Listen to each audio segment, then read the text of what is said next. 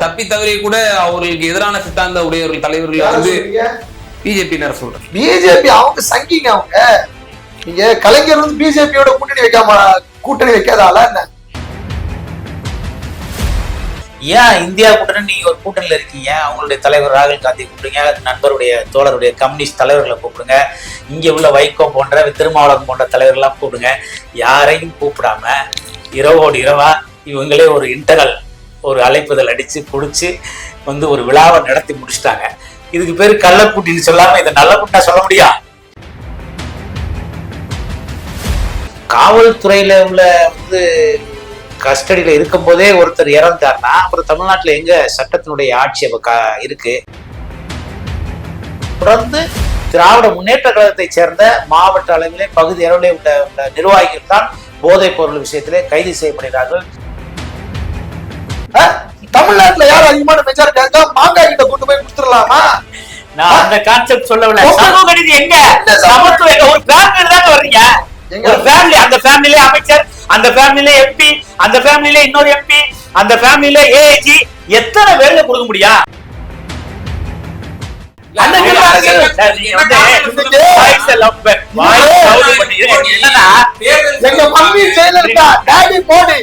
அமித்ஷா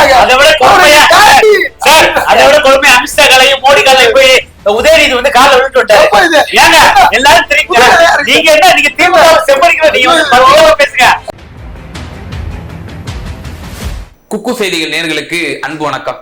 இன்றைய சிறப்பு விவாத நிகழ்ச்சியில நம்மோடு இணைந்திருக்கும் சிறப்பு விருந்தினர்கள் அஇஅதிமுகவினுடைய வழக்கறிஞர் பிரிவினுடைய மாநில துணை செயலாளர் மரியாதைக்குரிய செந்தில்வேல் அவர்களும், மேலும் ஒயர் தமிழ் யூடியூப் சேனலுடைய ஆசிரியர் மற்றும் பத்திரிகையாளர் மரியாதைக்குரிய லெனின் துரைராஜ் அவர்கள் நினைச்சிருக்காங்க. இருவருக்கும் முதல்கண் வணக்கம். திரு லெனின் சார், இந்த நாணய வெளியீட்டு விழாவுக்கு பிறகு திமுகவுக்கும் பாஜகவிற்கும் ஒரு கள்ள உறவு இருக்கு அப்படின்னு சொல்லி அதிமுக, குறிப்பா பிரதான கட்சியாக இருக்கக்கூடிய அதிமுக ஒரு குற்றச்சாட்டை முன்வைத்து கொண்டே வருது, பல விவகாரங்களை விவரிச்சுட்டு வருது. மேலும் அண்ணாமலை அவர்கள் அதிமுகவை கடுமையான தாக்குதலுக்கு முற்படுத்துறாரு. இந்த விவகாரம் ஒட்டியும் சரி, பல பல விஷயங்களை வந்து அவர் அதிமுகவை டார்கெட் பண்ணி அடிக்கிறார் அண்ணாமலை அவர்கள். குறிப்பாக சொல்லணும்னு சொன்னால், சாதி முத்தி போச்சு எடப்பாடியாருக்கு, எங்களை வந்து தீண்டத்தக்காத கட்சி அப்படின்றாரு. அப்போ தீட்டு பார்க்குறீங்களா அப்படின்ற மாதிரிலாம் பேசுறாரு. ஸோ அப்போ திமுக இவ்வளோ காலம் வச்சுட்டு இருந்துச்சு ஒரு விமர்சனம், பிஜேபிக்கும் அதிமுகவுக்கும் ஒரு மறைமுக அண்டர்ஸ்டாண்டிங் இருக்கு, ஒரு கூட்டணி இருக்கு அப்படின்னு ஒரு விமர்சனம் வச்சுட்டு இருந்துச்சு. ஆனால் அதெல்லாம் உடைக்கிற விதமா திமுகவுக்கும் பிஜேபிக்கும் தான் ஒரு கள்ள உறவு இருக்கு போலயே. முதல்ல ஒண்ணு முதல் கேள்வி, கலைஞருடைய அந்த 100 ரூபாய்க்கான அந்த நாணயம் வெளியீட்டுல பாஜக கலந்துக்குச்சு. கலைஞரை வந்து ஒரு ஸ்டேட் லீடரா பாக்குறது இல்ல. கலைஞர் எப்படி காமராஜர் வந்து ஒரு கிங் மேக்கரா இருந்தாரோ அதே போல இங்க வந்து அம்மையார் ஜெயலலிதாவும், அதே நேரத்துல கலைஞரும், இந்த இருவருமே வந்து கிங் மேக்கர்ஸா தான் இருந்தாங்க. சென்ட்ரல்ல ஒரு ஆட்சி அமையணும் அப்படின்னாக்கா அது தமிழ்நாட்டுல, சவுத் இந்தியால தமிழ்நாட்டினுடைய ஆதரவு யாருக்கு இருக்கோ அவங்கதான் ஆக முடியும். ஒண்ணு. ஸோ ஒரு நேஷனல் பார்ட்டி ஆட்சி அதிகாரத்துல இருக்குது. அது ஒரு ப்ரொசீஜர்ல, அது ஒரு மாண்பு இல்லையா? இப்ப யாரு எதிர்த்தாத? யாராச்சும் கலைஞரை வந்து யாராச்சும் விமர்சிச்சு பேசினாங்களா? பாஜகவில் இவ்வளவு விமர்சிச்சு பேசிட்டு இருந்தாங்களே, இன்னைக்கு விமர்சிச்சு பேசல. ஸோ என்னன்னா, பொதுவாகவே ஒரு தலைவர்களுக்கு கொடுக்கக்கூடிய ஒரு மரியாதை சுத்தமாக அது வந்து பார்க்கணும். அதுல பாலிடிக்ஸை கொண்டு வந்து திணிக்கிறது சரியா இருக்காதுன்னு நினைக்கிறேன். ஏன் ஜெயலலிதாவுக்கு அதை போல ஒரு நாணயம் போட்டிருந்தாங்க அப்படின்னாக்கா வராம இருந்திருப்பாங்களா? காங்கிரஸை கூப்பிட்டா வராம இருந்திருப்பாங்களா? விசிகா கூப்பிட்டா வராம இருந்திருப்பாங்களா? ஆனா பிஜேபியினர் அந்த மரியாதை என்பது தப்பி தவறி கூட தந்தை பெரியாருக்கு வந்து ஒருபோதும் அந்த மாதிரி சமரசம் செஞ்சது கிடையாது. தப்பி தவறி கூட அவர்களுக்கு எதிரான சித்தாந்த உடையவர்கள் தலைவர்கள் வந்து பிஜேபியினர் சொல்றேன். பிஜேபி அவங்க சங்கிங்க. அவங்க நீங்க கலைஞர் வந்து பிஜேபியோட கூட்டணி வைக்காதால என்ன? ஸ்டாலின் தான் வைக்கல, புரிஞ்சா? கலைஞர் வச்சிருக்காரு. யாரு? கலைஞர் அவர்கள். எங்க பாருங்க, தேரி வேற, பொலிட்டிக்கல் தேரி வேற, ரெண்டையும் இது பண்ணாதீங்க. இங்க யாரு இந்துன்றதே பிரச்சனை. நான் இந்துவா இல்ல தலைவர் இந்துவா அப்படி கிடையாது. இங்க இந்து அப்படின்றது உருவானது வரலாறு வந்து வேற. ஒட்டுமொத்த இந்துக்களையும் திட்டுறாங்க அப்படின்றது கிடையாது. ஏன் பெரியார் ஒட்டுமொத்த இந்துக்களையும் பேசினாரா? பெரியார் அப்படி பேசலையே. யார் ஏமாத்துறானோ, எவன் பைத்தியக்காரத்தனமா இருக்கானோ, எவன் மூட நம்பிக்கையா இருக்கானோ, எவன் கடவுளின் பேரால் மக்களை சுரண்டி திங்கிறானோ, அவனை அடிமைப்படுத்த விரும்புறானோ அவனதான் திட்டுறாரு. ஒட்டுமொத்தமா யாரையும் பேசல. நீ கடவுளை கும்பிடாத அப்படின்னா ஏன் கடவுளை கும்பிடாத, அது வந்து ஒரு பெரிய ஹிஸ்டரி. நீங்க பாயிண்ட் குள்ள வாங்க, சுத்தி சுத்தி சுத்தி வேற எங்கேயோ கொண்டு போகிறதுக்கு இல்லை. லாஜிக் இதுதான். நான் ஒரு பார்ட்டி நேஷனல்ல ஆடிட்டு இருக்கு, சென்ட்ரல்ல ஆடிட்டு இருக்கு. தமிழ்நாட்டுல ஒரு முக்கியமான தலைவர், ஆளும் கட்சியை சேர்ந்த ஒரு தலைவருடைய படத்தோடு ஒரு காயின் வெளியிடுறாங்க, அதுக்கு அழைப்பு விடுத்திருக்கிறாங்க. அவ்வளவுதான். You should be like that. இங்க ரெண்டாவது விஷயம், அண்ணாமலையும் எடப்பாடி பழனிசாமியும் அந்த மோதல் இருக்கு, அதிமுகவும் பாஜகவுக்காம. நான் சொல்றேன், அதிமுகவுக்குன்னு வந்து ஒரு டிக்னிட்டி இருக்கு, தேவன் பொலிட்டிக்கல் ஹிஸ்டரி, அவங்களுக்கு ஒரு பெரிய ராப் ஷீட்டே இருக்குது. தமிழ்நாட்டுல இன்னைக்கு அவங்க பாஜகவுக்கு ஆதரவா இருக்கிறாங்க, ஆதரவாக மறைமுகமாக செயல்படுறாங்க அப்படின்றதுக்காக அதை வந்து முற்றிலுமா அவர்கள் வந்து தமிழ்நாட்டுக்கு எதிரானவர்கள் எல்லாம் சொல்ல முடியாது. நமக்கு என்ன இது, இங்க பாஜக வரக்கூடாது. இன்னைக்கு மக்கள் ஏன் வந்து அதிமுகவுக்கு வாக்களிக்கல, ஏன் அதிமுகவுக்கு பெருமளவு ஆதரவு வரல, ஏன் எம்பி எலெக்ஷன்ல அவங்களால ஒரு சீட்டை கூட வாங்க முடியல அப்படின்னா அவர்கள் பாஜகவுக்கு மறைமுகமாக இருக்கிறார்களோ என்கின்ற சந்தேகம் இருக்கிறது. அதனால இது பண்றாங்க. இன்னைக்கு எடப்பாடி பழனிசாமி ரொம்ப பிரேவா வந்து பேசுறாரு, பிரேவான முடிவுகளை வந்து எடுக்கிறாரு, பாஜகவோடு இனி கூட்டணி கிடையாது. நீங்க இப்படி ஒரு பார்வையை முன்வைக்கிறீங்க, மக்களுக்கு சந்தேகம் இருக்கிறது அதிமுக மீது, இவர்கள் பாஜகவுடன் ஒரு 6 மாதம் முன்பு வரை கூட்டணியில் இருந்தார்கள், அதனால இந்த சந்தேகம் இருக்கு மக்கள் மத்தியில, அதை வந்து தெளிவுபடுத்த வேண்டிய இடத்துல அதிமுக இருக்குங்கிற விஷயத்த நீங்க சொல்றீங்க. ஆனால் நம்ம தேர்தலில் பார்க்கிறோம், ஒரு இரு சமூகத்தினுடைய வாக்குகள்லாம் வந்து கணிசமா விழதான செஞ்சிருக்கு திரு எடப்பாடியார் அவர்களுக்கு. வெளிப்படையா சொன்னா வன்னியர், ஆமா சாதியே சொல்றேன், வன்னியர் சமூகத்தினுடைய வாக்குகள் குறிப்பாக இப்ப எடப்பாடியார் அவர்களுக்கு கணிசமாக விழதான செஞ்சிருக்கு. இவங்க மேகோ பாய்ஸ் யாரோட இருக்காங்க, யாரோட இருக்காங்க மேகோ பாய்ஸ்? அவர்கள் இந்த 10 தொகுதிகளை 9 தொகுதியில் டெபாசிட் இழந்தார்கள், except Dharmapuri. Let me finish. நல்லா கேளுங்க. வன்னியர்களுடைய அந்த கெப்பாசிட்டி இருக்குல்ல, தமிழ்நாட்டுல பாப்புலேஷன் அது ரொம்ப பெருசு, யாரும் மறுக்க முடியாது. மறுக்க முடியுமா? யாரும் மறுக்க முடியாது. ஓட் ஷஃப்லிங் பாருங்க. ஒருவேளை ஒட்டுமொத்த வன்னியர்களும் கொண்டு போய் அவங்களுடைய வாக்கை கொண்டு போய் அதிமுகவையும் பாஜகவையும் கொட்டியிருந்தாங்க அப்படின்னா ஒன்னும் ஆயிருக்கு, போயிருக்கு. யார் அவன்லாம்? அவன் பெரிய மாங்காவையும் சின்ன மாங்காவையும் பின்பற்றுறவன், சோசியல் டிஸ்ட்ரிக்டுக்காக பேசுறவனா, தமிழ்நாட்டு மக்களுடைய நலனுக்காக பேசுறவனா? அப்படி பேசியிருந்தா அதிமுக தனியா நிற்கும் போது நேரம் ஆட்சியை பிடிச்சிருக்கணுமே. அன்னைக்கு என்ன திமுக உட்கார்ந்துட்டு இருந்துச்சு பாமக? இல்ல இல்ல. தமிழ்நாட்டில் இருக்கக்கூடிய மக்களுக்கு எது அரசியல், எது மதம், எது சாதி, எது நாட்டு மக்களுக்காக தேவை என்பதை சிந்திக்கக்கூடிய அளவுக்கு அவர்களுக்கு பக்குவம் இருக்கு. புரிஞ்சா? அதனாலதான் பாஜகவோட இங்க ஒண்ணும் கொடுக்க முடியல, பாஜகவோட யாருந்தாலும் அவர்களால் ஒண்ணும் செய்ய முடியல. புரியுதா? நீங்க இந்த டிஃபரன்ஷியேட் பண்ணி பார்த்தாதான் உங்களுக்கு கிளியரா பிக்சரைஸா கிடைக்கும். இன்னொன்னு சொல்றேன் கேளு. எடப்பாடி பழனிசாமி பேசியதற்கு அதாவது தீண்டாமை கடைபிடிக்கிறார்களா அதிமுக? எடப்பாடி தீண்டாமையை வந்து பிடிக்கிறா, நீ பிடிக்காததை விடவா? நீ உன் கோட்பாடே என்ன? பார்ப்பனம் தானே மேல, அதுக்கப்புறம் தானே சூத்திரன் அவன் இவன் எல்லாருக்கு அப்புறம் வரவன் தானே. என்ன திமுகவா? உதயநிதி அப்படியா சார்? இங்க வந்து பிரசிடென்டா அதிமுக அப்படியா? அதிமுக அப்படியா? Do they have caste theory? இல்ல ரிலிஜியஸ் theory இருக்காங்க. அதே தன்னாமலே சொல்றாரு, ரெண்டு ஜாதி கட்சின்றாரு. ஏடிஎம்கே சர்வா அவர் பேசுறதுக்காக வந்திருக்காரு. அதுல அதிமுகவுல அவங்க பேசுறதுல தப்பே கிடையாது. அவர்கள் தீண்டக்கூடாதவர்கள் தான் பாஜக. அவர்கள் மோசமானவர்கள் தான். அவங்களை தொட்டா கூட தீட்டாயிரும், அவங்க பக்கம் போகவே கூடாது. இப்பயாச்சும் இந்த அறிவு வந்துச்சு. அதனாலதான் திருமாவளவன் சொன்னேன். திருமாவளவன் என்ன இது பண்ணாரு, தயவு செஞ்சு அதிமுக கூட்டணியில இருந்து வெளில வந்துருங்க.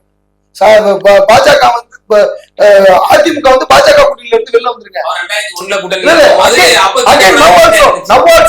அவர் வெளியில வந்த உடனே கூட அவர் வந்து வாழ்த்து சொன்னாரு, திருமாவளவன் வாழ்த்து சொன்னார். நிறைய அரசியல் கட்சியினுடைய தலைவர்கள் வாழ்த்து சொன்னாங்க. ஏன் அப்படின்னாக்கா போல்டான முடிவு எடுக்கிறது அப்படின்றது இன்னைக்கு எடப்பாடி கிட்ட இருக்குது. ஆனா எடப்பாடியை சுத்தி இருக்கக்கூடிய மாஞ்சி அமைச்சர்களுக்கு அது இல்ல. ஏன்னா அவங்க நிறைய சொத்து சேர்த்து வச்சிருக்காங்க, நிறைய சிக்கல் இருக்கு, அதனால. ஆனா பாஜக காரங்களாம் இந்த தீண்டத்தகாதது அதெல்லாம் பத்தி பேசுறதுக்கு அருகதையும் கிடையாது. இன்னொன்னையும் சொல்லி முடிச்சிடுறேன். கேட்ட கேள்விக்கெல்லாம் பதில் சொல்லணும்ல, இல்ல அரைக்குறையா முடிச்சுட்டு அப்படியே போயிட வேண்டியதானா? திமுக பாஜகவோடு கள்ள கூட்டணியில இருக்கா அப்படின்ற அந்த விமர்சனம் அதிமுக வைக்கிறதுல அவர்களுக்கு அந்த தகுதியும் கிடையாது. இன்னைக்கு செத்த பாம்பு பாக்குற மாதிரி தான் நீங்க பல பேர் பார்த்துட்டு இருக்காங்க. அதிமுக சவுக்கு சங்கர் சொன்ன மாதிரி செத்து போன பாம்பு. ஒரு பார்லிமெண்ட் எலெக்ஷன்ல எப்படி பார்ட்டியில இருக்கக்கூடிய கேடர்ஸ, முன்னாடி இருக்கக்கூடிய லீடர்ஸை யூட்டிலைஸ் பண்ணி அதை ஓட்டா கன்வெர்ட் பண்ணி பார்ட்டியை எம்பவர் பண்றதுக்கு திறமை இல்லாம போயிடுச்சு. அண்ணாமலை எதிர்க்கிறாங்க, அது வேஷமா இதுவா இல்ல உண்மையாவே சொன்னாங்கன்னு இன்னும் வருங்காலங்கள் சொல்லும். பட் என்ன செஞ்சு இருந்திருக்கணும், எல்லாரையும் யூட்டிலைஸ் பண்ணி அதை ஓட்டா கெயின் பண்ணி டிஎம்கே தாராளமா சரிச்சிருந்திருக்கலாம். ஏன் ஆட்சிக்கே வராம தடுத்து இருந்திருக்கலாம். திமுக ஆட்சிக்கு வராமலேயே எவ்வளவு ஓட்டு வித்தியாசத்துல திமுக வந்து வெற்றி பெற்றுச்சு. மக்கள் நல கூட்டணியினுடைய ஓட்டை அவர் அப்படியே அழகா கன்சாலிடேட் பண்ணிக்கிட்டாரு இல்லையா? அதனாலதான் ஜெயிச்சிச்சு. அதிமுக மீது மிகப்பெரிய அதிருப்தி இல்லையா தமிழ்நாட்டு மக்களுக்கு? எப்படி திமுக மீது ஒரு பிம்பம் இருந்ததோ அதே போல அதிமுக மீதும் பிம்பம் இருந்தது. ஸ்டெர்லைட் போராட்டத்துல அவர் பண்ண அவர் விட்ட ஸ்டேட்மெண்ட் தப்பு. இந்த மாதிரியான விஷயங்கள் தான்.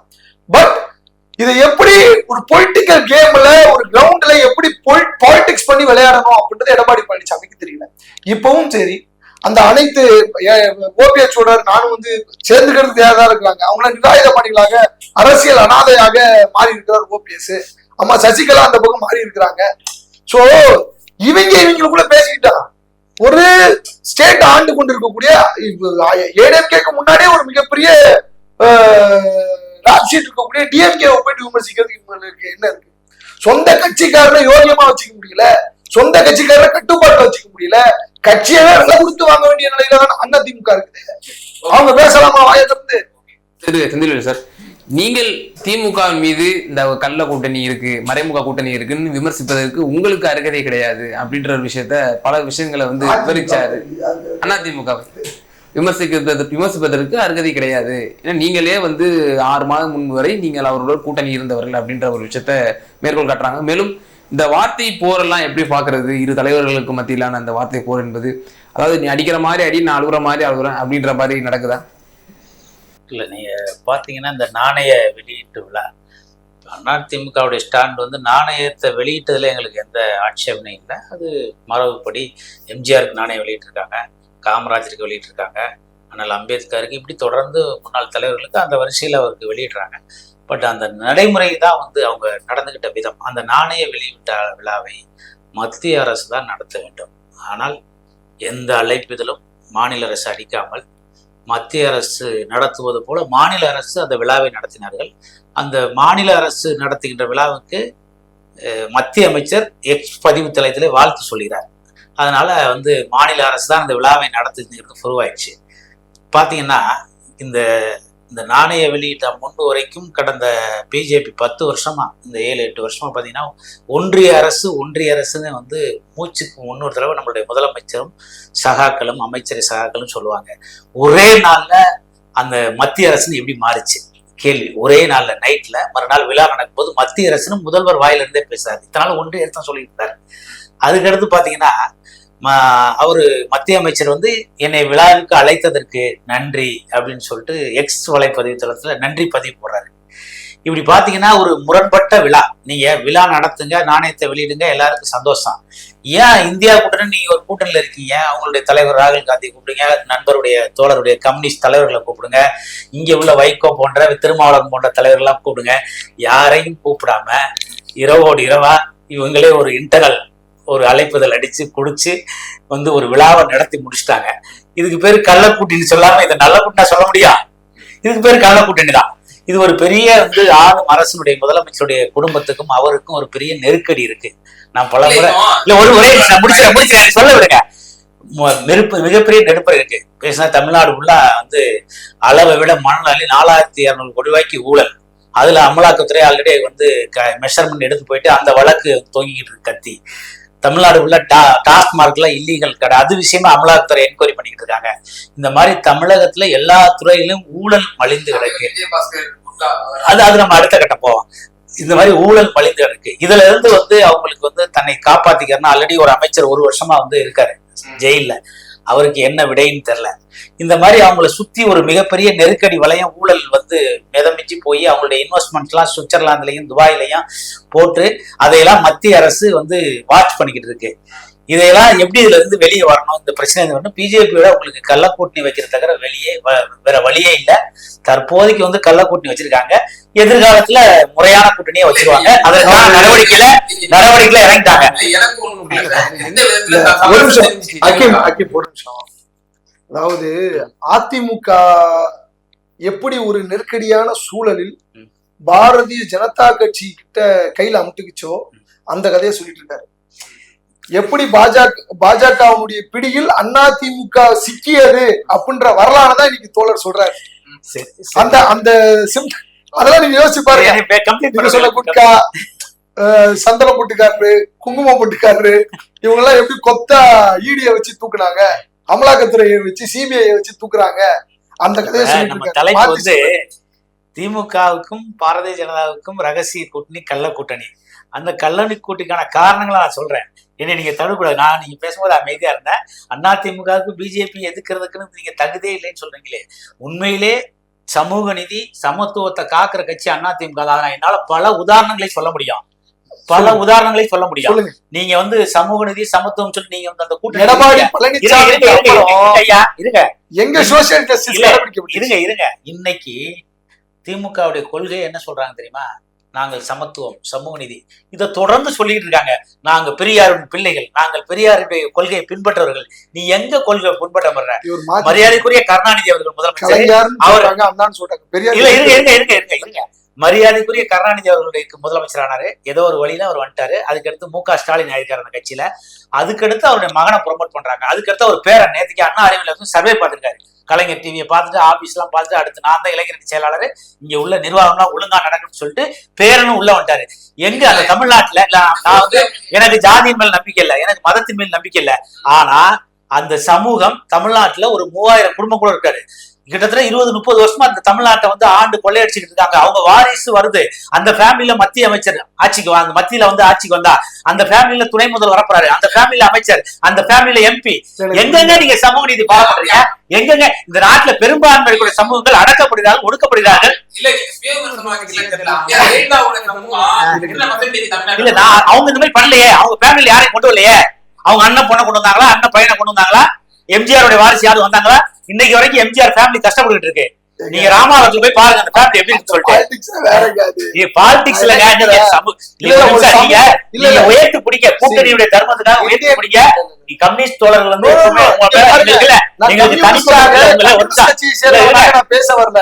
சரி சரி சரி நான் ப்ராப்பரான ஒரு ஜேர்னலிஸ்ட், ஒரு பொதுமைவாதி இல்ல ப்ராப்பரான ஒரு ஜேர்னலிஸ்ட். அது மட்டும் இல்லாம நான் ஒரு சேனல் வச்சு நடத்துறேன். சரி, நான் ஒரு ஐடியாலஜிக்கலான ஒரு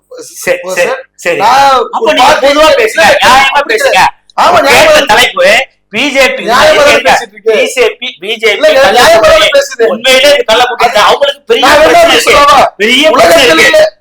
ஜோ பைடனோடவும் பின்லாடனோடவும் மிகப்பெரிய தலைவர் எடப்பாடின்னு சொன்னா சந்தோஷப்படுவீங்களா? மோசம் இல்ல, அதுதான் மிகப்பெரிய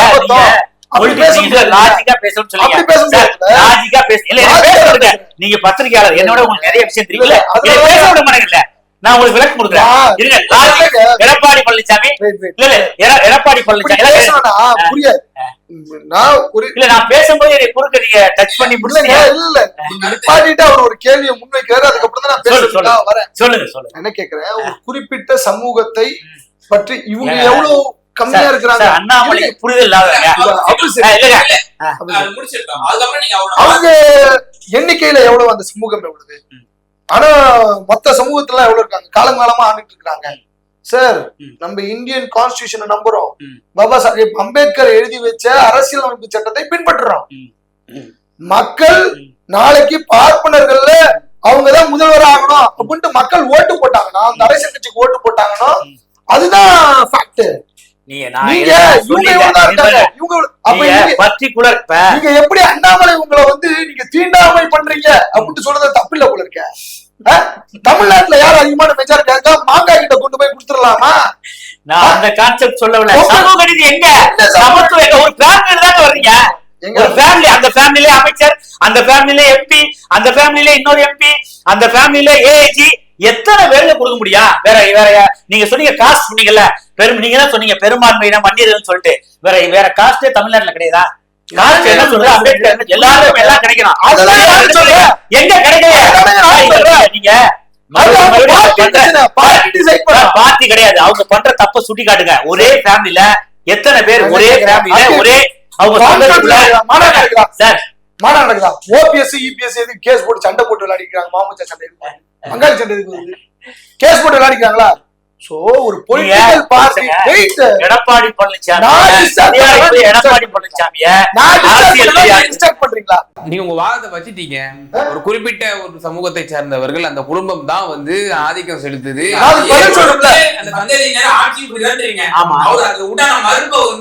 சொல்லுங்க, எங்க சமூகம் எங்க சமத்துவம்? அந்த கட்சியுடைய மூத்த தலைவர் துறைமுகம் கொடுங்க, ஏவா வார்டு கொடுங்க, நேரு கொடுங்க, தப்பு கிடையாது. உன் ஃபேமிலிலேவா துறைமுக பேச்சு வந்துச்சு, தப்பு கிடையாது. அவர் உண்மையான தமிழர் தான். டெஸ்ட் எடுக்க ஆரம்பிச்சாங்க. நான் என்ன கேக்குறேன், எல்லாமே இந்தியன் கான்ஸ்டிடியூஷன் கீழே தான் வருது. சோ எலக்ட்ரோ பாலிடிக்ஸ் ஒரு முக்கியமான ஒரு தேரி இந்தியாவில். ஜனநாயக முறையின்படி மக்களை தேர்ந்தெடுப்பது. மக்கள் யாரை தேர்ந்தெடுக்கிறார்களோ அவர் தான் முதல்வர். சரியா? அந்த கட்சி தான் நாட்டை ஆள போகிறது. அந்த கட்சியில் இருக்கக்கூடிய எம்எல்ஏக்கள், பெரும்பான்மை எம்எல்ஏக்கள் தான் அவங்களுக்கான முதல்வரை தேர்ந்தெடுக்கப்படுறாங்க. கரெக்ட்? ஆமா, ரைட் ரைட். இது வந்து ஜனநாயக முறையில இருக்குது. இங்கே சாதி பாட்டு ஓட்டு அப்படி மக்கள் வந்து போடுறாங்கன்னா அது மாத்திட்டீங்க. இந்த சமூக திமுகவும் அண்ணா திமுகவும் மாத்தி மாத்தி மக்களை இது பண்ணிட்டீங்கன்னு வச்சுக்கோங்களேன். அது ஒரு பக்கம் இருக்கட்டும். பட் கான்ஸ்டிடியூஷன் இதுதான் சொல்லுது. இந்த இடத்துல திமுகல ஸ்டாலின், கலைஞருக்கு முன்னாடி ஸ்டாலின், அதுக்கப்புறம் உதயநிதி, அதுக்கப்புறம் இன்பநிதி, அதுக்கப்புறம் அவருடைய கூட்ட, இதெல்லாம் வந்து பார்ட்டி டிசைட் பண்றது. அவங்க பார்ட்டி டிசைட் பண்ணோம். ஒரு அமைச்சர் மேடையில ஏறி பேசுகிறார், இன்பநிதி அவர்கள் முதல்வராக்காம என் கட்ட வேகாதுன்றாரு. சொல்லட்டும், யாரு டிசைட் பண்ணோம்? பார்ட்டி டிசைட் பண்ணோம். இன்னைக்கு அண்ணா திமுகவுல எப்படி எடப்பாடியும் ஓபிஎஸும் சண்டை போட்டுட்டு இருக்காங்க? எதுக்கு கோர்ட்டுக்கு போயிட்டு இருக்காங்க? கட்சியில முடிவு பண்ணி இதா இருக்க வேண்டியதானே? அங்கேயே சாதி சண்டை தானே இருக்கு. அதனாலதான் பிரச்சனை வருது. இந்த கேள்வி எங்க இருந்து பிறக்குது அப்படின்னா, பிற கட்சிகளோடு நம்ம திராவிட முன்னேற்ற கழகத்தை சற்று அந்நியப்பட்டு பார்க்கணும். ஏன்னா அதுதான் வந்து சமூக நீதி, சமத்துவம், சுயமரியாதை இதெல்லாம் பேசக்கூடிய கட்சி. அப்படிங்கிறதுனாலதான் தலைமையிலேயே வந்து இப்ப திருமாவளவன் கூட இடையில சொல்லியிருந்தாரு, தலித் ஒருபோதும் முதலமைச்சர் ஆக இயலாது, ஒரு ஸ்டேட் வந்து அப்படின்னு சொல்லியிருக்கிறாரு. திமுகவின் மீது நம்பிக்கை இருப்பது அப்படின்றது பிஜேபியோட கூட்டு கலவாணித்தனம் பண்ணாது அப்படின்ற அந்த நம்பிக்கையில இருந்து இன்னைக்கே காங்கிரஸும் விடுதலை சிறுத்தைகளும் மார்க்சிஸ்ட் கம்யூனிஸ்ட் கட்சியும் இந்திய கம்யூனிஸ்ட் கட்சியும் வெளியில வந்துருச்சு அப்படின்னாக்க திமுக தள்ளாட ஆரம்பிச்சிடும். தெரியும்ல, தள்ளாட ஆரம்பிக்கும். அதே நேரத்துல இட் ஹாஸ் a லிமிட். அதுக்கு ஒரு லிமிட் இருக்கு.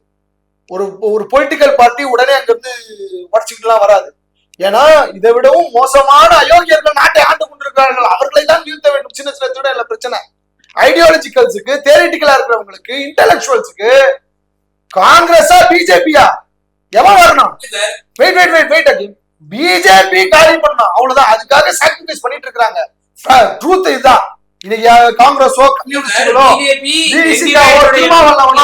பிஜேபி என்ற என்னுடைய பொது எதிரியை வீழ்த்த வேண்டும் என்பதற்காக திராவிட முன்னேற்ற கழகம் செய்யக்கூடிய அநீதி எல்லாத்தையும் அப்படின்னா அதான் இருக்கவும் முடியாது. அதனாலதான் எங்களை போல ஆட்கள் கண்டிக்கிறோம். ஏன் இன்னும் மௌனம் காத்துருக்கீங்க? வெளில வாங்கன்னு தான் கேட்கிறோம். கண்டிச்சு அறிக்கை விடுங்கன்னு கேட்கிறோம்.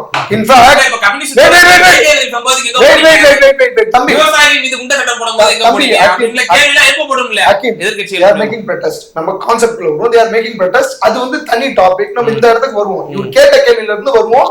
அகைன் அந்த பக்கம் போச்சுன்னா we will go. ரைட். நல்ல ஒரே ஒரு விஷயத்தை பாருங்க. இபிஎஸ் ஓபிஎஸ்க்கு சண்டை வருது. எங்க போயிட்டு முறையிடுறாங்க? எங்க வந்து அந்த பிரச்சனை வந்து முடியுது? இந்தியன் கான்ஸ்டிடியூஷன் என்ன சொல்லுதோ, எலெக்ஷன் கமிஷன்ல என்ன பைலாவை ஃபாலோ பண்றாங்களோ அந்த பைலாவின் படிதான். இப்போ திமுக என்கின்ற ஒரு கட்சி தன்னுடைய தலைவரை தேர்ந்தெடுப்பதற்கு அவர்கள் பொதுக்குழு போடுகிறார்கள், மாநாடு போடுகிறார்கள். அதில் யார் தலைவர் என்று போட்டியிட்டு ஜெயிக்கிறாங்க. அது அவங்களுடைய கட்சி பிரச்சனை. அது திமுக காரனை கூப்பிட்டு வச்சுன்னு, ஏன்பா திமுக காரரு நீ போட்டி போடக்கூடாதா தலைவருக்கு? ஏன் நீ போட்டி போட்ட ஆகாதா அப்படின்னு கேட்க வேண்டியதுதான். நாங்க ஒரு பார்வையில பத்திரிகையாளராக என்ன ஸ்ட்ராட்டஜின் படி அவங்க இயங்குறாங்க, எப்படி அது ஒர்க் அவுட் ஆகுது, அவங்க என்ன பண்றாங்க, அடுத்த ஃபியூச்சர்ல என்ன நடக்க போகுது, எப்படி நடக்கலான்றதான் சொல்ல முடியும். அதுக்காக திமுகவுக்கு வக்காலத்து வாங்கிட்டு இருக்க முடியாது. அது பத்திரிகைக்காரனுடைய வேலை கிடையாது. ஓகே திரு செந்தில் சார், இப்போ இந்த விவகாரம் ஒட்டி திரு ஜெயக்குமார் முன்னாள் அமைச்சர் அவர்களும் சொல்லியிருக்கிறாரு, நாங்க இருந்து எங்களோட தயவுனாலதான் 4 MLA கூட பாரதிய ஜனதாவுக்கு வந்து கிடைச்சிச்சு. இல்ல நாங்க இல்லாட்டி அது கூட கிடைச்சிருக்காது. அவங்க அட்ரஸே இல்லாம போயிருவாங்க. பிச்சை அதிமுக போட்ட பிச்சை அப்படின்ற ஒரு வார்த்தையை ஒரு குறிப்பிட்டு இருக்கிறாரு. ஏன் இந்த மாதிரியான ஒரு கடுமையான ஒரு விமர்சனம்? ஏன்னா நீங்க ஒரு பாமக, தேமுதிக, பாஜக இவங்க எல்லாம் உள்ளடக்கி தானே வந்து ஒரு நல்ல பெர்ஃபார்மன்ஸ் பண்ணீங்க கடந்த சட்டமன்ற தேர்தலில். அப்ப பிஜேபியோட ரோலை வந்து நீங்க குறைச்சு மதிப்பிடுறீங்களா? இல்ல, மரியாதைக்குரிய அண்ணன் எங்களுடைய கழக அமைப்பு செயலாளர் முன்னாள் அமைச்சர் ஜெயக்குமார் சொல்றது முற்றிலும் உண்மைதான். நீங்க பிஜேபியை வந்து அதிமுக மட்டுமே கம்பேர் பண்ணி பேசாதீங்க. 1999 வரைக்கும் காங்கிரஸ் கூட்டணியில் இருந்தாங்க. 99 பிஜேபி ஆட்சிக்கு வந்தோன்னே பிஜேபியோட அலைன்ஸ் போட்டு தமிழ்நாட்டில் வெற்றி பெற்று உடனே பிஜேபி அலைன்ஸில் 5 வருஷம் திமுக அமைச்சரவையில் இருந்தாங்க. 2001 சட்டமன்ற தேர்தலில் எலெக்ஷனில் வச்சு எங்களுக்கு முன்னாடியே வந்து அங்கீகாரம் கொடுத்தது திமுக தான். 4 MLA அப்பவே ஜெயிச்சாங்க. பிஜேபி அப்பவே 4 இப்போ சமீபத்துல மறைந்த ஆமா ஆமா அதுல மாட்டுக்கிறது இல்ல. ஆனால் 91லயே வந்து பிஜேபியில தனித்து நின்றே வெற்றி பெற்ற எம்எல்ஏவும் உண்டு. சற்று ஒரு மாதத்துக்கு முன்னதாக வேலாயுதம் கன்னியாகுமரி டிஸ்ட்ரிக்ட்ல ஜெயிச்சாரு. முதல்ல சட்டமன்றத்துல 4 நீங்க அதிமுக வந்து ஜெயிச்சு சொல்றாங்கல்ல, அவர் நாங்க வேதனையில சொல்ல வேண்டிய அவசியம். ஏன்னா பிஜேபியினுடைய பார்ட் வந்து அம்மா அவர்கள் வந்து ஒரு 2004 பார்லிமெண்ட்ல கூட்டணி வச்சாங்க. 98 கூட்டணி வச்சு அந்த கூட்டணி வெளியே வந்தாங்க. நானே சொல்றேன் 2004 எலெக்ஷனுக்கு மாண்புமிகு புரட்சியாளர் அம்மா அவர்கள் இனிமே பிஜேபியோட கூட்டணினே கிடையாதுன்னு சொல்லிட்டு அறிவிச்சிட்டாங்க. அவங்க இருக்க வரைக்கும் அதை ஃபாலோ பண்ணாங்க. அம்மா இருங்க 2004க்கு அப்புறம் தான் நான் சொல்றேன். 2006லயோ 2011லயோ அங்க பிஜேபி கூட்டணி வைக்கல. அதுக்கடுத்து அம்மாவுடைய மறைவுக்கு அரசியல் சூழல்கள் அவங்களோட கூட்டணி வைக்கக்கூடிய நிர்பந்தம் எங்களுக்கு ஏற்பட்டது. ஆனால் நாங்கள் ஐயா இப்படி இடையில நாங்க இருங்க நிர்பந்தம் நான் சொல்றேன். நிர்பந்தம் பொலிட்டிகல் சிச்சுவேஷன் இப்ப திமுக கூட்டணி வச்சு சரி ஏங்க இருங்க பிஜேபியோட வந்து 99 இருக்காங்க. 2001 எலெக்ஷன் வச்சிருக்காங்க. அரசியல்ல அரசியல் சூழல் வேற.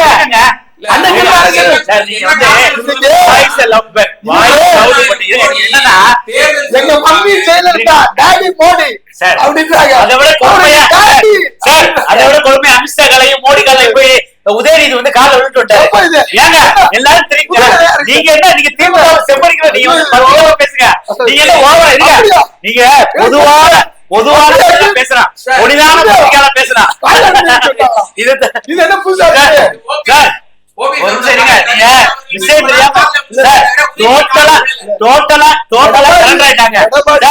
வெளிப்பாடுதான். ஒரே நைட்ல ஒன்றிய அரசு மத்திய அரசு நீங்க பேசவே விட மாட்டாங்க. பேசுறதையா நீங்க கூட்டணி கட்சி தான். நீங்க திமுக சித்தாந்தம் உங்களுக்கு கிடையாது. என்னங்க நான் சண்டை போடுறதெல்லாம் இல்ல. நான் சத்தம் போட்ட நல்லா இருக்காது. கேளுங்க, நான் என்ன கேக்குறேன் ஜஸ்டிஃபை பண்றேன். எப்போ உதயநிதி காலைல ஒரு அமைச்சர் நிறைய பேர் ஜெயிலுக்கு போறாங்க பாத்தீங்களா, தப்பான தகவல் கொடுத்துட்டு. எப்போ ஒரு அமைச்சர் அந்த 2 பேர் காலில் போயிட்டு இருந்தாங்கன்னு நீங்க சொல்லுங்க. எப்போ? இப்ப ஒரு 3 மாசத்துக்கு முன்னாடி போய் மோடியும் அமித்ஷாவையும் பார்த்துட்டு காலில் விழுந்து ஆசி வாங்கிட்டு வந்தாரு. எங்களை டிஸ்டர்ப் பண்ணாதீங்க. இது உண்மை. அதனுடைய வெளிப்பாடுதான் நானே வெளியிட்டு விழா. அதனுடைய வெளிப்பாடுதான் ஒரே நாளில் ஒன்றிய அரசு மத்திய அரசு. நான் கேக்குறேன், இத நம்ம நாளைக்கு பேசுவோம். சரி, நாளைக்கு விரிவா பேசுவோம். சரி, அதிமுகவுடைய பேச்சாளர் இப்படி பேசுறாரு சொல்லி நம்ம பேசுவோம். சரி, எப்ப விழுந்தாரு? 3 மாசத்துக்கு முன்னாடி. எங்க ஆதாரம்? ஏன் ஆதாரம்? போட்டோ எல்லாமே வந்துச்சு. போட்டோ எங்க இருக்கு சார்? போட்டோன்னு எப்படி உங்களுக்கு எப்படி எடுத்து எப்படி அதே மாதிரி நீங்க வந்து எங்களை சொல்றீங்க. நாங்க போட்டோ வச்சு நீங்க காமிங்க.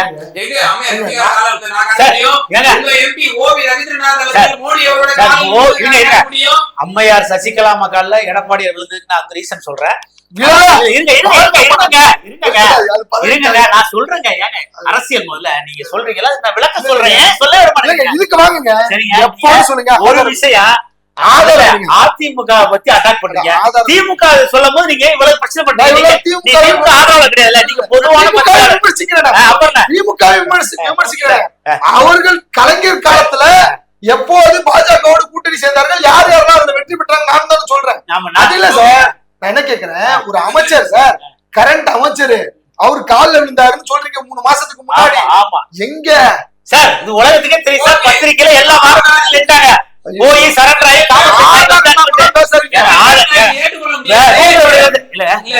நான் ஏற்றுக்கொள்ள முடியாது. ஆதாரமற்ற ஒரு தகவலை வந்து நீங்க பதிவு செய்யக்கூடாது. நீங்கள் அதை ஒரு விமர்சிக்கும் விதமாக, அது கேள்வி செய்யும் விதமாக வேண்டாம். நீங்க அந்த வார்த்தையை பிரயோகப்படுத்திருப்பீர்கள் என்று நான் கட் பண்ணாம போடணும். இதை கட் பண்ணாம போடணும். கட் பண்ணீங்கன்னா அவ்வளவுதான். இன்ஃபர்மேஷன் போடணும். சார், உங்களோட நிறைவான உங்களோட கருத்தை பதிவு செய்யுங்க. ஜெயக்குமார் அவர்கள் எப்படியான ஒரு கருத்தை வெளிப்படுத்தியிருந்தார். ஆனால் எல்முருகன் மத்திய இணையமைச்சர் அவர்கள் என்ன சொல்லியிருக்காரு அப்படின்னா, நாங்க இல்லாட்டி அதிமுக அட்ரஸே இல்லாம போயிருக்கோம். ஊர் உலகத்துக்கு தெரியும், இந்த நாடு அறியும், தெருவுல போற நாய்க்கு தெரியும், பூனைக்குட்டிக்கு தெரியும், எல்லாருக்கும் தெரியும். ஏன் அண்ணாமலைக்கும் எல்முருகனுக்கும் தெரியல? அதிமுக மட்டும் தோல் கொடுக்கலன்னு வச்சுக்கோங்களேன், தமிழ்நாட்டுல நக்கிறது கூட வழி இல்லாம போயிருக்கோம். தாமரை ஒரு மாநாடு போட்டாங்க தெரியுமா? கடல் தாமரை அப்படின்ட்டு ஒரு மாநாடு போட்டாங்க.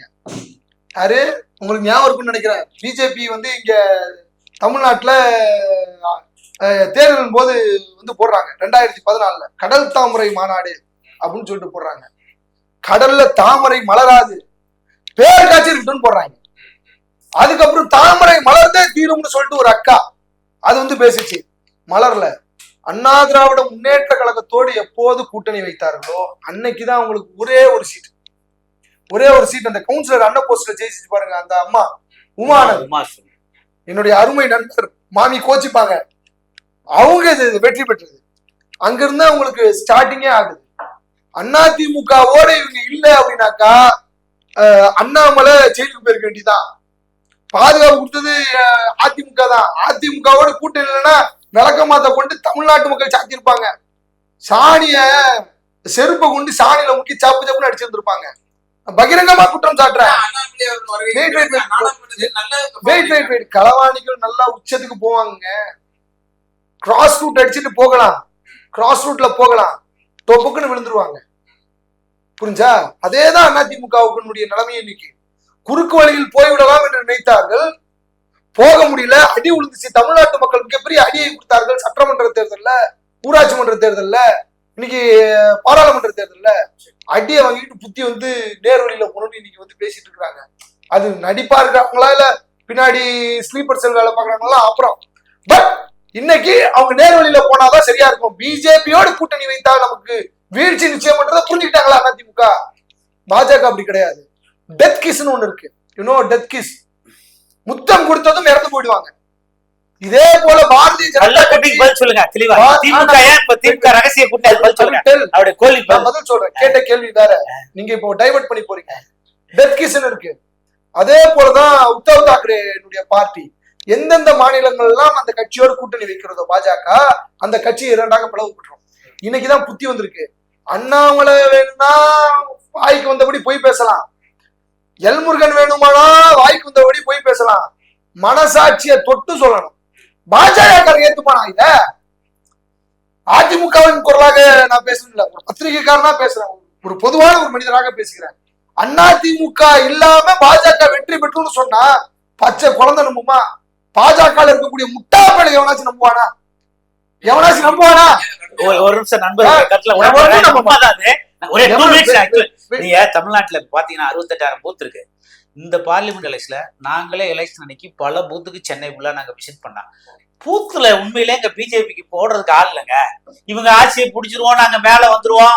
இது வந்து ஒரு அப்பட்டமான அண்ணாமலையும் எல்முருகனும் தமிழ்நாட்டுல ஒரு தவறான தகவலை அவங்களுக்கு இல்லங்க. ஒரு நிமிஷங்க, நீங்க வந்து அடுத்து பிஜேபி காரங்களை நீங்க என்ட்ரி பண்ணுவீங்க. 68,000 பூத்துல அவங்களுக்கு எத்தனை பூத் பாமனுக்கான 10,000 பூத்து கூட கிடையாது தமிழ்நாட்டுல. அவங்க எப்படி ஆட்சியை பிடிப்பாங்க? எப்படி ஆட்சி ஸ்ட்ரக்சர் முக்கியமா? ஒரு கட்சிக்கு வந்து ஸ்ட்ரக்சர் முக்கியம். அந்த கட்சி அது வந்து நம்ம அட்மிட் பண்ணோம். அதிமுகவுக்கும் திமுக அந்த ஸ்ட்ரக்சர் இருக்கு, பிஜேபிக்கு கிடையாது, காங்கிரஸ் கூட கிடையாது. இதுதான் உண்மை. அவங்களுக்கு ஒரு ஓட்டு வங்கி இருக்கு. அதே தான் பிஜேபிக்கும் ஒரு 4-5% ஓட்டு வங்கி இருக்கும். இதை வச்சுக்கிட்டு இந்த அண்ணாமலை, கத்துக்குட்டி அண்ணாமலை என்னென்ன வேலையெல்லாம் பண்ணுது பாருங்க. Let me finish. Bharatiya Janata கட்சியினுடைய ஒரு கவுன்சிலர் எலெக்ஷன்ல அவர் மட்டும்தான் அவர் ஓட்டு போட்டுட்டாரு. ஒத்த ஓட்டு பாஜக பேர் வந்துச்சு, ஞாபகம் இருக்கா?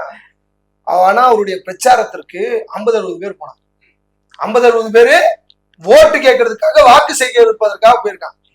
சொந்த பொண்டாட்டி பிள்ளை ஓட்டு போடலாம் அவங்களுக்கு, களவாணி பிள்ளைகளுக்கு.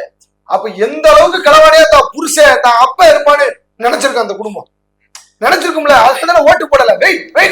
சாமி கூட என்னோட பூத்துல வந்து ஒரு ஓட்டு கூட பதிவாகல அப்படின்னு சொல்லி அவருமே சொன்னாரு, ஒரு குற்றச்சாட்டு வச்சார். சோ ஒரு மிகப்பெரிய வீழ்ச்சியில் இருந்த பாஜகவை தூக்கி நிப்பாட்டி இருந்தது அதிமுக. அதுக்காச்சும் கொஞ்சம் விசுவாசம் ஆயிட வேண்டாம் எங்களுக்கு, அதுக்காச்சும் கொஞ்சம் விசுவாசம் வேண்டாம். ஒரு வீட்டுல போயிட்டு சோறு திங்கும், தப்பா எடுத்துக்காதீங்க தோல, ஒரு வீட்டுல விருந்து கொடுக்குறாங்க, நல்லா பெரிய இலெல்லாம் போட்டு நல்ல படையெல்லாம் போட்டு நல்லா விருந்து கொடுக்குறாங்க, எல்லாத்தையும் தின்னுட்டு வெளில போயிட்டு களவாணி தொட்டுக்க ஊறுகாய் வைக்கிறது அப்படின்னு கேட்பாங்க தெரியுமில. அதை போலதான் பாஜக உனக்கு சீட் வாங்கி கொடுத்து, உனக்கு ஒரு அங்கீகாரத்தை பெற்று கொடுத்து, உன்னை இவ்வளவு நாள் வாய் பேச விட்டு மௌனம் காத்து கொண்டிருந்தார்கள் மாஜி அமைச்சர்கள். இவங்களுக்கெல்லாம் நீ விசுவாசப்பட வேண்டாமா? சாகும் போது நாக்குல புழு வச்சு எடுத்து போக மாட்டேன். பாஜக காரங்களுக்கு ஆகுமா? மனசாட்சியோட சொல்லுங்க, நீங்க சொல்லுங்க அக்கீம், பாஜக ஒரு கட்சியா தமிழ்நாட்டுல? ஆனால் தேர்தலுக்கு பிறகு வேலுமணி அவர்கள் பிரஸ் மீட்டின் போது சொல்ற விஷயம் நாட் லைக் தட். நான் கேட்ட கேள்விக்கு ஒண்ணு, அதிமுக கூட்டணி வைத்திருந்தால் 20-25 இந்த நெறியாளர்களுடைய சேட்டையை என்கிட்ட காட்டக்கூடாது, அந்த சேட்டை காட்டக்கூடாது. அதிமுக பாஜக கூட்டணிக்கு முன்னாடி பாஜக எப்படி இருந்துச்சு? தமிழிசை வேலை தூக்கிட்டு பண்ணாங்க, அந்த வேலை வச்சு மணி ஆடிட்டு இருந்தாரு கேடி ராகவன், மிஸ்டர் கிளீன். இதான் நடந்துச்சு, இதை தாண்டி வேற எதுவும் நடக்கல. ஆனா இன்னைக்கு பாஜக என்கின்ற ஒரு கட்சி எல்லா இடங்களையும் பரவலாக தெரிகிறது. அப்படின்னா அண்ணாமலை செய்த சூழ்ச்சி, அந்த சூழ்ச்சியை விழுந்த பாவம் இன்னைக்கு எடப்பாடி பழனிசாமி சின்ன பயலுக்கு, ஜெயக்குமார் சொன்ன வார்த்தையை பயன்படுத்திக்கிறேன், முளைச்சு 3 இலை விடல. நம்ம ஊர்ல பக்கம்லாம் சொல்லிப்பாங்க, முளைச்சு 3 இலை விடல. அதிமுகவுடைய பிச்சையில் எம்எல்ஏ சீட்டை வாங்கிட்டு இன்னைக்கு வந்து கத்திக்கிட்டு இருக்கிறான். இது வன்மையாக கண்டிக்கத்தக்கது. ஓகே, உங்களுடைய இருவருடைய கருத்து பந்தமைக்கு மிகுந்த நன்றிகள்.